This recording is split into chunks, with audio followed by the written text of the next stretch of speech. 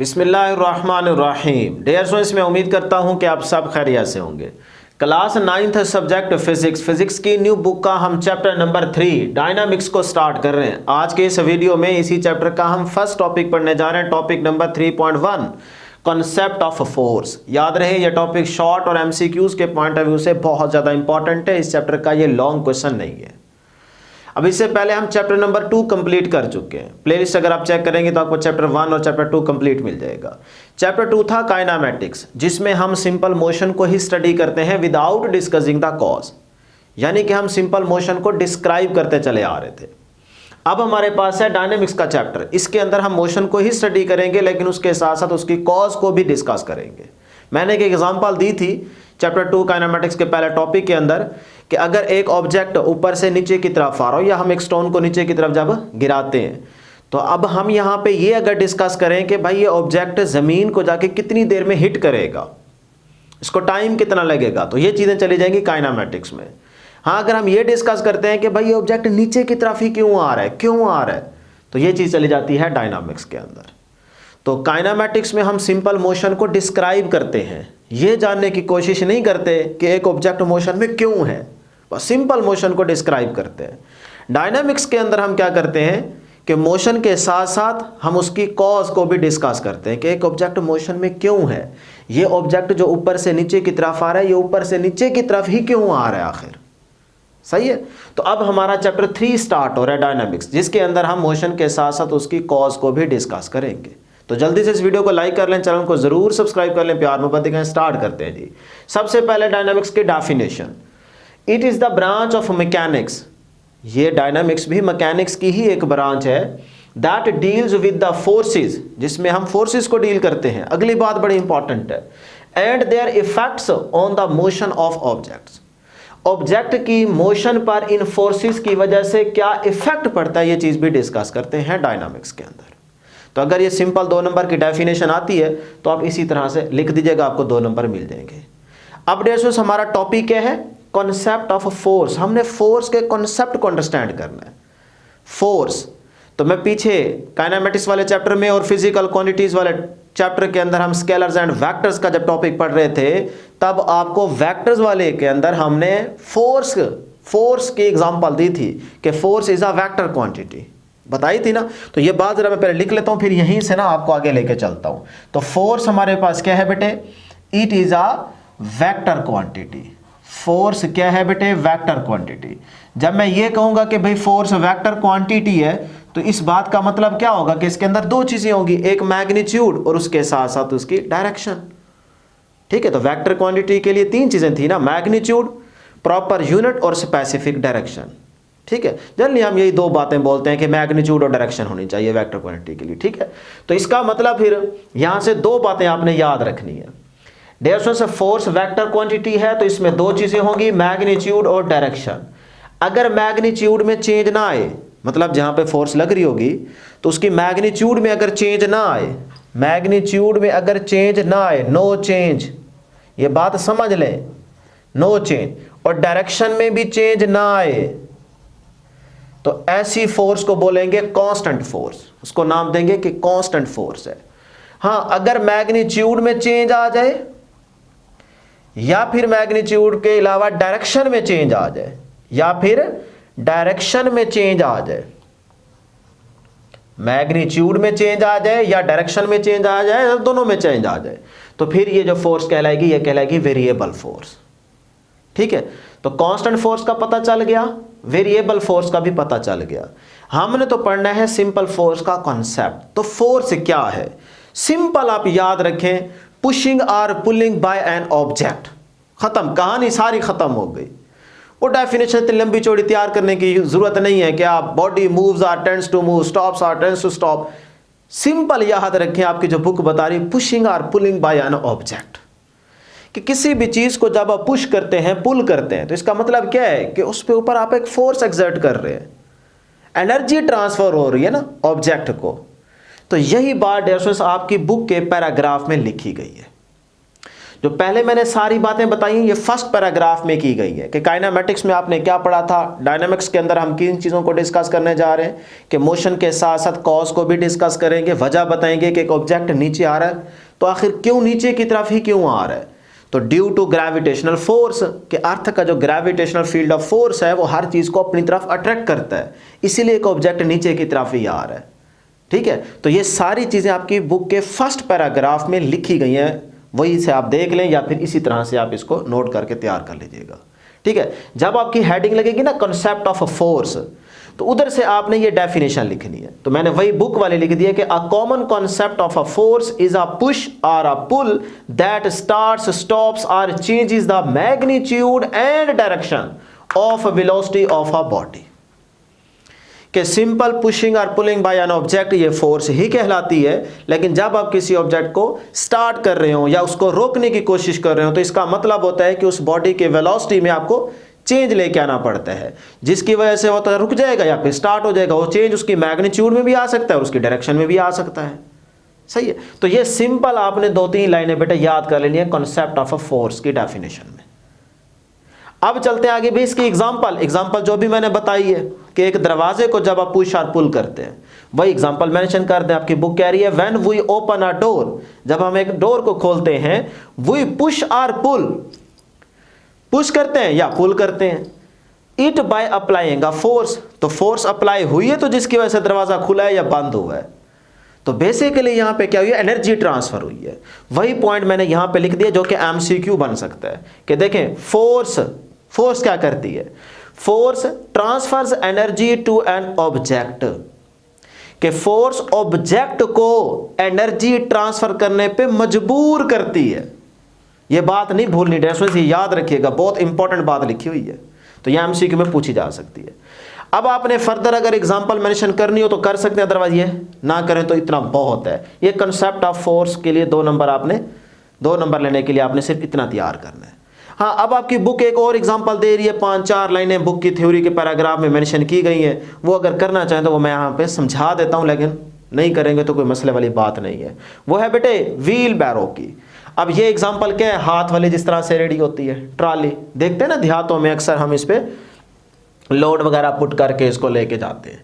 अब देखें ये आपके पास ऑब्जेक्ट एक बंदा ठहरा है और ये आपके पास क्या है, व्हील बैरो। मतलब देखें पहिया वाला ढक्कन जिसके अंदर आपने कोई सामान वगैरह रखना है, ठीक है, इसी को कहते हैं व्हील बैरो। तो अब ये ऑब्जेक्ट जब इस व्हील बैरो को ऐसे चला के जाएगा, जोर लगेगा ना, लगेगा तो चलेगी ना। अब देखें जैसे इसको आपने थोड़ा सा ऊपर उठाया, लिफ्ट अप किया, तो इसका मतलब तब भी आपने यहाँ पे फोर्स एक्सर्ट की, सही। फिर उसके बाद जब आप इसको पुश करेंगे तब भी तो फोर्स लग रही है ना बेटे, पुशिंग और pulling by an object is called force. तो आप इसको पुश करेंगे तब भी फोर्स एक्सर्ट होगी, जिसकी वजह से आप इसको आगे लेके जा सकते हैं। फिर आगे अगर गिरने लगेगी तो ट्विस्टिंग फोर्स भी लग सकती है। तो हर पॉइंट पे आप चेक करेंगे फोर्स एक्सर्ट हो रही होगी। और जब आप चलेंगे आप खुद नहीं गिरेंगे, तो आपके पांव और जमीन के अर्थ की सरफेस के बिटवीन फ्रिक्शनल फोर्स है, जिसकी वजह से आप गिर नहीं पा रहे, उसके जमीन के ऊपर आसानी से चल पा रहे हैं, स्लिप नहीं हो पा रहे, तो वहां पे भी फ्रिक्शनल फोर्स। तो देखें इसका मतलब इस ऑब्जेक्ट और इस जमीन के सरफेस के बिटवीन, यहां पे उसके पांव और जमीन के सरफेस के बिटवीन यहां पे क्या है बेटे, यहां पे है फ्रिक्शनल फोर्स, फ्रिक्शनल फोर्स। इसी तरह जब इसको पुल करेगा ऊपर, बल्कि लिफ्ट अप करेगा, सॉरी पुल नहीं, लिफ्ट करेगा, तो इसका मतलब तब भी इसने क्या करनी है बेटे, इसको ऊपर उठाएगा तब भी इसने फोर्स एक्सर्ट करनी है। और जब इसको पुश करेगा तब भी बेटे क्या करेगा, इसके ऊपर, इसका मतलब वो फोर्स एक्सर्ट करेगा। ये सारी बातें बुक के पैराग्राफ में लिखी गई हैं, लेकिन आपको लिखने की जरूरत नहीं है, सिर्फ आप एग्जांपल मेंशन करें, ठीक है। तो मैं यहाँ पे समझा रहा हूं, तब भी आप देखें तो आप क्या कर रहे हैं, फोर्स एक्सर्ट कर रहे हैं। क्लियर। तो इस तरह से डियर स्टूडेंट्स आप देख सकते हैं कि फोर्स की एग्जांपल कहां कहां पे सेट हो रही है। तो हर पॉइंट पे देखें कहीं ना कहीं फोर्स एक्सर्ट हो रही है। तो ये सिर्फ आपको बुक ना समझाने की कोशिश कर रही है कि भाई फोर्स किस तरह से एक ऑब्जेक्ट पे एक्सर्ट होती है और उसकी वजह से किस तरह से बॉडी मोशन में आता है। अब ये मोशन में है क्योंकि इसके ऊपर फोर्स लग रही है। अब कोई भी चीज़ जो एक्सेलरेट कर रही हो तो अब उसको देख के यही कहेंगे ना कि इसके ऊपर फोर्स लगी होगी, जिसकी वजह से ये बॉडी एक्सेलरेट कर रहा है। बात समझ रहे हैं ना। तो यही आप वजह तो डिस्कस कर रहे हैं कि मोशन के साथ साथ आप वजह भी बता रहे हैं कि एक ऑब्जेक्ट मोशन में क्यों है। अब एक ऑब्जेक्ट अगर ऊपर से नीचे की तरफ आ रहा हो तो भैया ऑब्जेक्ट ऊपर से नीचे की तरफ ही क्यों आ रहा है, तो आप उसको वजह बताएंगे। तो हम कहेंगे अर्थ का जो ग्रेविटेशनल फील्ड ऑफ फोर्स है वो हर चीज को अपनी तरफ अट्रैक्ट करता है, नीचे की तरफ खींचता है, इसीलिए वो ऑब्जेक्ट नीचे की तरफ आ रहा है क्योंकि उसके ऊपर अर्थ का gravitational field of force act कर रहा है। इस तरह अगर कोई बॉडी एक्सेलरेट कर रहा है, जैसे कार है, बाइक है, अगर ये मोशन में है तो हम क्या कहेंगे कि भाई मोशन में क्यों है, क्योंकि इसका जो इंजन है वो फोर्स एक्सर्ट कर रहा है, इसीलिए ये बॉडी मोशन में है। तो इस तरह से हमने मोशन के साथ साथ उसकी कॉज को भी डिस्कस करना है। क्लियर, टॉपिक खत्म हो चुका है, मतलब कंसेप्ट ऑफ फोर्स के बारे में आपने सिर्फ इतनी बातें याद रखनी है। क्लियर होगी ना चीजें। अब बेटे आगे चलते हैं टाइप्स ऑफ फोर्स। सिंपल चीजें आपको समझा रहा हूं बेटे, इसी तरह से याद रखना। अगर आप बुक का पैराग्राफ पढ़ने बैठ जाएंगे और आपको समझ नहीं आएगी कि भाई कौन सी लाइनें लिखनी और कौन सी नहीं लिखनी, जिस तरतीब से मैं आपको लेके जा रहा हूं आप सिर्फ इसी तरतीब को फॉलो करें, इसी तरीके से सारी चीजें याद कर लें। इंशाल्लाह पेपर में चाहे MCQ आ जाए चाहे शॉर्ट आ जाए आपको आता होगा। ठीक है जी। तो टाइप्स ऑफ फोर्सेस, ये भी आपका शॉर्ट बन सकता है, इंपॉर्टेंट शॉर्ट है। तो पहले यहां पे याद रख ले, there are two major types of forces, यानी कि आपके पास डियर स्टूडेंट्स 2 नहीं लिखा हुआ, यहां पे लिख लीजिएगा। ठीक है, मेजर टाइप्स सिर्फ और सिर्फ फोर्सेस की 2 है। नंबर 1 कॉन्टैक्ट फोर्सेस और नंबर 2 नॉन कॉन्टैक्ट फोर्सेस। अब इनके अंदर बहुत सारी एग्जांपल्स आपकी बुक में मेंशन की गई हैं, कुछ मैं यहाँ पे आपको एक एक दो समझा दूंगा, बाकी आपने बुक की एक एक लाइन देख लेनी है, वो लिखी हुई है सिंपल, लेकिन मैं आपको सारी बता देता हूँ। अब सबसे पहले कॉन्टैक्ट फोर्सेस की डेफिनेशन में आप क्या लिखेंगे? A contact force is a force that is exerted by one object on the other at the point of contact, यानी कि 2 ऑब्जेक्ट्स आपस में किसी एक पॉइंट पे कॉन्टैक्ट में होना जरूरी है, मिलना जरूरी है, तभी फोर्स जो एक्सर्ट होगी उसको हम नाम देंगे कॉन्टैक्ट फोर्स का। सही है, फिर से सुन लें, a contact force is a force that is exerted by one object on the other at the point of contact. जब 2 बॉडीज कॉन्टैक्ट में है ना, जब मिले तो उस पॉइंट पे जब फोर्स एक्सर्ट होगी तो उस फोर्स को हम नाम देंगे कॉन्टैक्ट फोर्स का। अब इसमें एग्जांपल बड़ी जबरदस्त है, देखें, अगर ये हमारे पास एक लकड़ी का बॉक्स है, उसके अंदर हमने इस कील को प्रेस करना है, यानी कि इस कील को इसके अंदर लगाना है, तो हम क्या करेंगे? ऐसे हाथ से तो नहीं जाएगा, जाहिर सी बात है इसके ऊपर हिट करेंगे, तो हमारे पास क्या होनी चाहिए? कोई हैमर, कोई हथौड़ी होनी चाहिए। तो ये मेरे पास एक छोटा सा कील, ये लकड़ी का बॉक्स, और ऊपर मैंने इसको हथौड़ी के जरिए इसको क्या करना है? प्रेस कर रहे हैं। तो डियर स्टूडेंट्स, ये है हमारे पास हैमर, ये मैं ठहरा हूं, ये कह लें आप ठहरे। आप इस हैमर के जरिए इस पे क्या करते हैं? हिट करते हैं। जैसे ये देखें, कील और ये हथौड़ी दोनों क्या आ रहे हैं? कॉन्टैक्ट में है कि नहीं है? तो जैसे ये कांटेक्ट में है तो अब इसके ऊपर फोर्स एक्सर्ट होगी, जिसकी वजह से कील इसके अंदर अंदर चला जाएगा।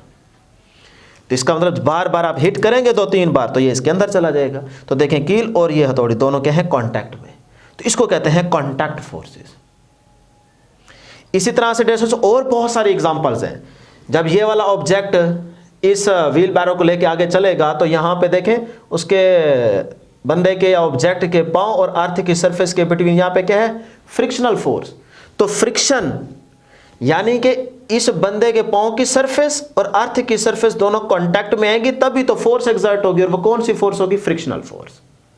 तो यहां पे भी 2 बॉडीज देखें कांटेक्ट में आ रही हैं, तो ये भी contact force is a frictional force. यही आपकी बुक एग्जांपल दे रही है, फ्रिक्शन क्या है? ये भी कांटेक्ट फोर्स की एग्जांपल है। It is the force that resist motion. Motion resist का मतलब यह है कि उस मोशन को बिल्कुल नहीं रोक लेती, रेजिस्ट कर रही है मोशन को, लेकिन ये वो कौन सी कि वो स्लिप ना हो जाए, गिर ना जाए, उसने आगे जाना है ना बेटे। अगर वो मोशन को रेजिस्ट ना करे फ्रिक्शनल फोर्स, तो ये बेचारा बंदा तो स्लिप हो जाएगा, गिर जाएगा, तो ये तो मूव कर नहीं पाएगा। सही है। तो it is the force that resist motion when the surface of one object comes in contact with the surface of another. इसके पांव की सरफेस जो है वो देखें अर्थ की सरफेस के साथ कांटेक्ट में आ रही है, तब वो फोर्स एक्सर्ट हो रही है। कौन सी बेटे? Frictional force. तो ये फ्रिक्शनल फोर्स भी आपके पास कांटेक्ट फोर्स की एग्जांपल है। इसी तरह से आप ड्रैग फोर्स की एग्जांपल सेट कर सकते हैं। अब ये बुक में देख लीजिएगा, एक लाइन लिखी हुई है, लेकिन मैं समझा देता हूं। ये सारी एग्जांपल्स कांटेक्ट फोर्सेस की है।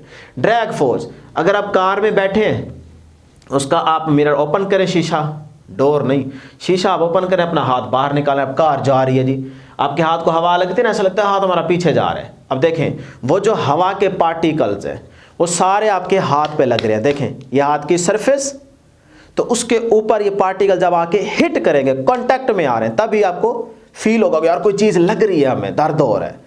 तो फोर्स एक्सर्ट हुई ना, तो दो बॉडीज क्या आए, कांटेक्ट में आए।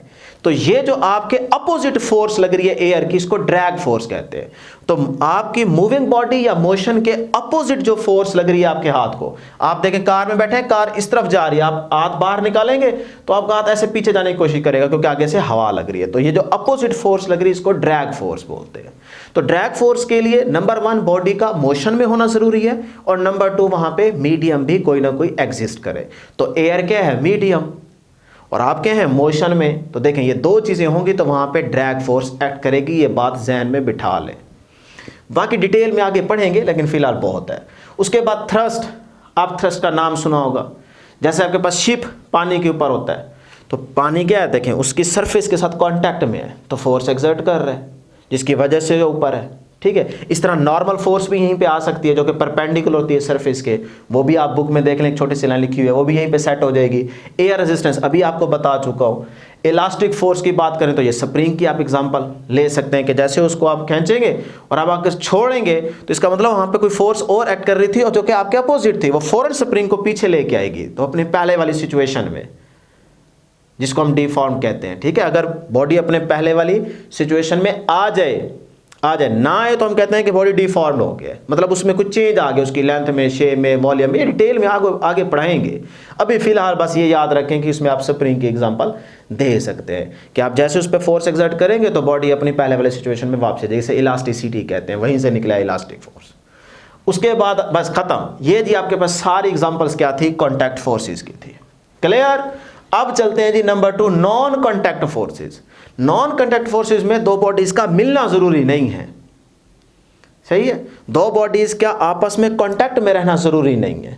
अब उसमें देखते हैं, अपने पहले डेफिनेशन में क्या लिखना है कि the force between two objects which are not in physical contact. दो ऑब्जेक्ट के दरमियान फोर्स लगे लेकिन वो दोनों ऑब्जेक्ट फिजिकल कांटेक्ट में ना हो, सही। अब इसमें एग्जांपल देखते हैं। सबसे पहले जब एक पत्थर बेटे अर्थ की तरफ आ रहा होगा, यानी कि यहाँ से हम इस बोर्ड मार्कर को नीचे की तरफ गिराते हैं, जैसे ये देखें मैंने इसको पकड़ा हुआ है ना, ये ऐसे पकड़ा हुआ है। अब जैसे ही मैं अपनी फोर्स को रिमूव करूंगा, यानी कि इसको फेंकना नहीं है, बस ये अपनी फोर्स को, अपने हाथ को हटा देना है, तो ये ऑटोमेटिकली नीचे आएगा। अब जब ये नीचे आ रहा होगा, अभी इससे टकराया तो नहीं है, तो ये नीचे क्यों आ रहा है, इसका मतलब यहाँ पे कोई फोर्स लग रही है जिसकी वजह से नीचे आ रहा है। तो अर्थ की सरफेस और पत्थर ये दोनों कांटेक्ट में तो नहीं है ना, इन दोनों के बीच में अच्छा खासा गैप है, लेकिन फिर भी ये पत्थर नीचे आ रहा है। क्यों नीचे आ रहा है, क्योंकि इस अर्थ के around gravitational field of force act कर रहा है। तो उस फील्ड ऑफ फोर्स की वजह से इस पत्थर पे एक फोर्स एक्सर्ट हो रही है जिसकी वजह से ये नीचे आ रहा है। तो मैंने अभी बताया था कि अर्थ का ग्रेविटेशनल फील्ड क्या करता है, हर चीज को अपनी तरफ अट्रैक्ट करता है। तो ये जो अर्थ के अराउंड हमें दिख नहीं रहा field of force, gravitational field of force, ये तो यहां पे है, तो वो क्या कर रहा है, इस पे फोर्स एक्सर्ट कर रहा है जिसकी वजह से ये पत्थर नीचे की तरफ आ रहा है। तो फिर इसका मतलब ये जो अर्थ का gravitational field of force link कर रहा है, ये नॉन कॉन्टैक्ट फोर्सेस में आएगा, ये कॉन्टैक्ट में नहीं होता, सही है। तो फील्ड ऑफ फोर्स जो मर्जी हो, मैग्नेटिक फील्ड ऑफ फोर्स हो या इलेक्ट्रिक फील्ड ऑफ फोर्स हो, ग्रेविटेशनल फील्ड हो, ये सारे नॉन कॉन्टैक्ट फोर्सेस के साथ लिंक करेंगे, ये कॉन्टैक्ट फोर्सेस में नहीं जाएंगे। बच्चा कह सकता है ना सर जी वो फील्ड ऑफ फोर्स तो इसके कॉन्टैक्ट में है ना, नहीं नहीं नहीं नहीं, field of force contact forces में नहीं है, नॉन कॉन्टैक्ट फोर्सेस में। ये जहन में बिठा लें, बड़ा इंपॉर्टेंट पॉइंट है, इसलिए बुक यहां पे लिखती है, देखें, non contact forces are also called field of force.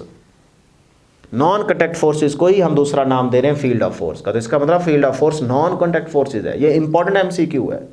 तो उस फील्ड ऑफ फोर्स की वजह से ये पत्थर नीचे की तरफ आ रहा है, तो दोनों कॉन्टैक्ट में तो नहीं है ना, तो ये है नॉन कॉन्टैक्ट की बेस्ट एग्जांपल। आपकी बुक एग्जांपल दे रही है कि एक दरख्त पे सेब लगे हुए हैं, एप्पल। अब एक एप्पल देखें नीचे की तरफ गिर रहा है, भाई नीचे की तरफ क्यों गिर रहा है, यही तो न्यूटन का सेकंड लॉ है ना, डिटेल में पढ़ाएंगे। अभी ये देखें कि अर्थ का जो ग्रेविटेशनल फील्ड है ना, वो इसको अपनी तरफ अट्रैक्ट कर रहा है, तो यहां पे भी क्या है, field of force.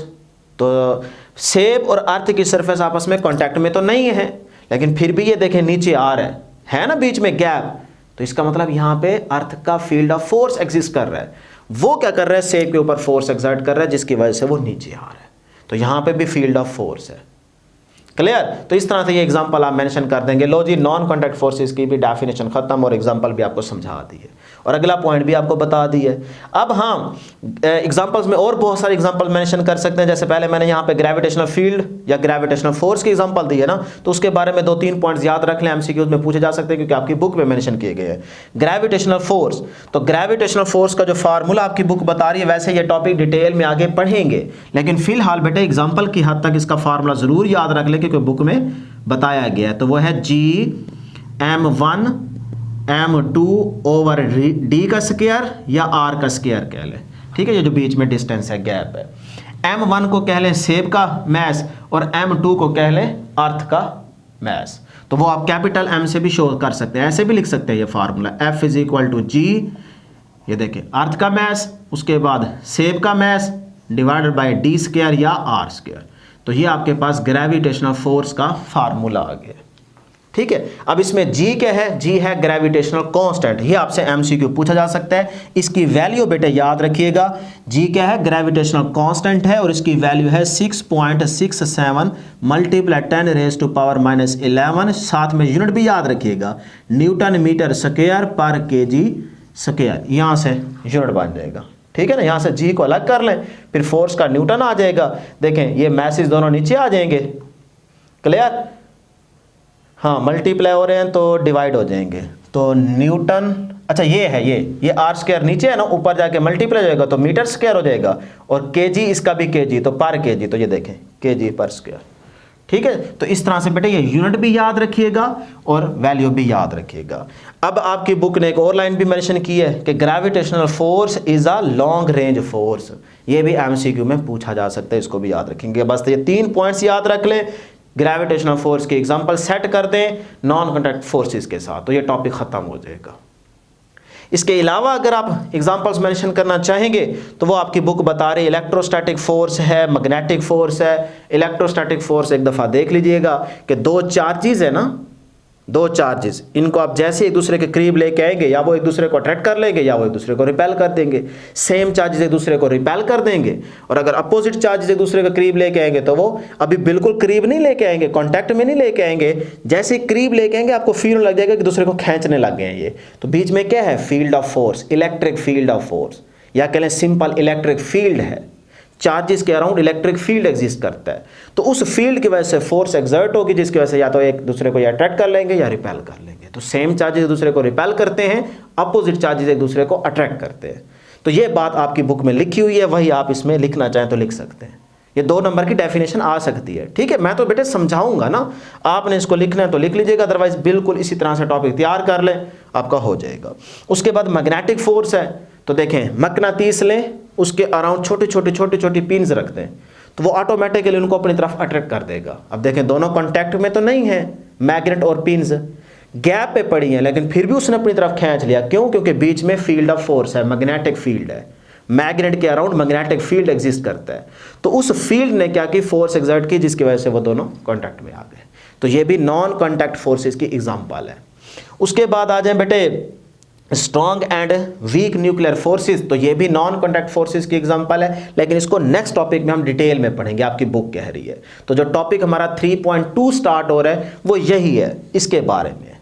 Clear? Book में यही कुछ कहा गया है कि भाई ये नॉन कॉन्टैक्ट फोर्सेस के एग्जाम्पल में ही आती है, लेकिन इसको हम फर्दर डिटेल में पढ़ेंगे। अब एक छोटा सा पॉइंट बुक में और मेंशन किया गया, जो इंपॉर्टेंट चीज़ें ना वो सारी बेटे बता दी हैं, इसलिए कह रहा हूँ सिर्फ इसी तरह से टॉपिक को नोट करें, अपने नोट्स बनाते जाएं, जो कुछ मैं बता रहा हूँ सिर्फ यही तैयार करें, इधर उधर से बाकी बुक से निशान लगाने की किसी चीज़ की कोई ज़रूरत नहीं है। जो मैं जिस तरह से पढ़ा रहा हूँ सिर्फ इसी तरीके से बेटे तैयारी करते जाएं। तो ग्रेविटी क्या है, आपको बताया था वेट की डेफिनेशन, कि एक बॉडी का वेट की बेसिकली डेफिनेशन है क्या, कि भाई अर्थ का ग्रेविटेशनल फील्ड जितनी फोर्स उस बॉडी पे एक्ट करेगा उतना ही उसका वेट होगा। जिस बॉडी का जितना वेट होता है उस पर उतनी ही ग्रेविटेशनल फोर्स एक्ट करती है। तो इसी वेट को हम क्या नाम देते हैं, ग्रेविटी का। तो देखें, weight due to the attractive force of the earth, earth की अट्रैक्टिव फोर्स की वजह से जो वेट है उसको हम नाम दे रहे हैं ग्रेविटी का। तो ये ग्रेविटी की डेफिनेशन भी आप 2 नंबर के लिए याद कर लीजिएगा। लो जी, टॉपिक खत्म हो चुका है। कोई था मुश्किल? नहीं, बिल्कुल भी नहीं था। हमने डायनामिक्स की डेफिनेशन देखी, उसमें हमने हमारा जो टॉपिक है वो कंसेप्ट ऑफ फोर्स का है, तो हम फोर्स के एग्जांपल पीछे पढ़ के आ रहे हैं। तो फोर्स वेक्टर क्वांटिटी थी, जिसकी वजह से हमने 2 पॉइंट्स याद रखे कि अगर मैग्नीट्यूड में चेंज ना आए, डायरेक्शन में चेंज ना आए, तो ऐसी फोर्स को कांस्टेंट फोर्स कहते हैं। अगर मैग्नीट्यूड में चेंज आ जाए या फिर डायरेक्शन में चेंज आ जाए या दोनों में चेंज आ जाए, तो ऐसी फोर्स को वेरिएबल फोर्स कहते हैं। फिर कंसेप्ट ऑफ फोर्स की डेफिनेशन पढ़ी, पुशिंग और पुलिंग बाय एन ऑब्जेक्ट। फिर उसके एग्जांपल सेट की, फिर एक छोटा सा एमसीक्यूज के तौर पे पॉइंट याद रखा। फिर उसके बाद बेटे एक और एग्जांपल डिस्कस की व्हील बैरो की, जिसको आपने यहाँ पे समझ लिया कि हर पॉइंट पे फोर्स एग्जिस्ट कर रही है। ट्विस्टिंग फोर्स भी है, फ्रिक्शनल फोर्स भी है, पुशिंग वाली फोर्स भी है। ये सारी चीजें आपको समझा दी। फिर टाइप्स ऑफ फोर्स में आए, 2 मेजर टाइप्स होंगी, कॉन्टैक्ट फोर्सेस और non contact forces. Contact forces के लिए 2 बॉडीज का आपस में एक पॉइंट पे कॉन्टैक्ट होना जरूरी है, तब फोर्स एक्सर्ट होगी। उसकी एग्जांपल सेट की। फिर फ्रिक्शनल फोर्स क्या है, कॉन्टैक्ट फोर्सेस है, उसको समझा। ये सारी एग्जांपल्स कॉन्टैक्ट फोर्सेस की हैं। फिर नॉन कॉन्टैक्ट फोर्सेस की डेफिनेशन देखी कि 2 बॉडीज का आपस में कॉन्टैक्ट में होना जरूरी नहीं है। हाँ, फील्ड ऑफ फोर्स जो एक बॉडी के अराउंड होता है वो किसी दूसरे बॉडी पे फोर्स एक्सर्ट कर सकता है। तो उस तरह से हमने फिर अर्थ और स्टोन की एग्जांपल देखी, फिर सेब की एग्जांपल देखी। फिर इसी तरह से एक और छोटा सा पॉइंट याद रखा कि फील्ड ऑफ फोर्स जो है ये नॉन कॉन्टैक्ट फोर्सेस कहलाता है। फिर और बहुत सारी एग्जांपल्स देखी जिसमें ग्रेविटेशनल फोर्स है, यहाँ से उसका फार्मूला सेट किया, जी की वैल्यू याद रखी, ग्रेविटी की डेफिनेशन देखी। और फिर और एग्जांपल हमने देखी नॉन कॉन्टैक्ट फोर्सेस की, इलेक्ट्रोस्टैटिक फोर्स और मैग्नेटिक फोर्स और strong and nuclear force. Topic खत्म है ना, आसान। तो ये था आज के हमारे पास टॉपिक 3.1 की डिस्कशन। उम्मीद करता हूँ आपको हर एक चीज़ क्लियर होगी कि इंशाल्लाह नेक्स्ट वीडियो में जल्द मुलाकात होगी। जाते जाते वीडियो को ज़रूर लाइक कर दीजिएगा, चैनल को ज़रूर सब्सक्राइब कर दीजिएगा। Thank you very much.